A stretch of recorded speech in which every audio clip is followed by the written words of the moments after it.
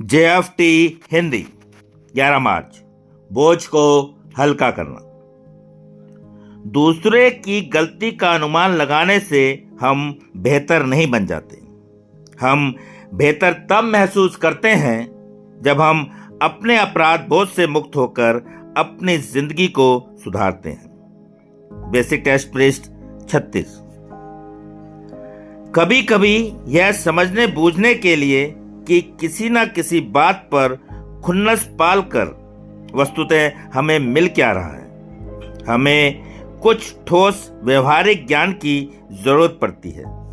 हो सकता है कि हमें इस बात का पता ही ना हो कि यथार्थ में ये खुन्नसें कितनी घातक सिद्ध हो सकती हैं। हम तो यही सोचते रह जाते हैं, तो क्या मुझे गुस्सा करने का पूरा हक है, अथवा अगर एक दो बातों को लेकर मेरे मन में किसी प्रकार का द्वेष है भी तो क्या, इससे किसी को कोई हानि तो नहीं हो रही।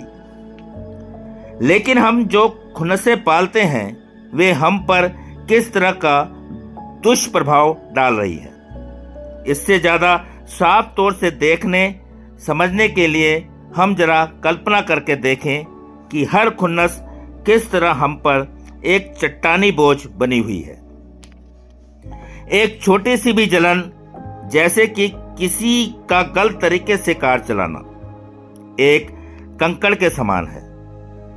लोगों के एक समूह के प्रति नफरत पालने का परिणाम एक भारी चट्टान को ढोने के रूप में सामने आ सकता है। अगर हम वाकई अपनी हर खुन्नस के लिए पत्थर के बोझ के कारण थक जाएंगे तो जल्दी ही हम उस सच्चाई में हमारा बोझ जितना ही भारी होगा उसे उतार फेंकने के लिए हमें सारे प्रयास भी उतनी ही ईमानदारी से करने होंगे।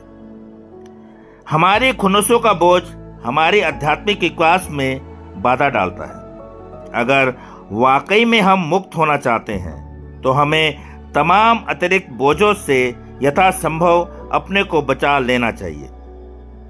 जो ही हमें अपने को हल्का करने लगते हैं, त्यों ही हम अपने में अपने संगी साथियों की गलतियों भूल चूक के लिए भी अपने स्वयं को क्षमा कर देने की योग्यता से भर जाते हैं।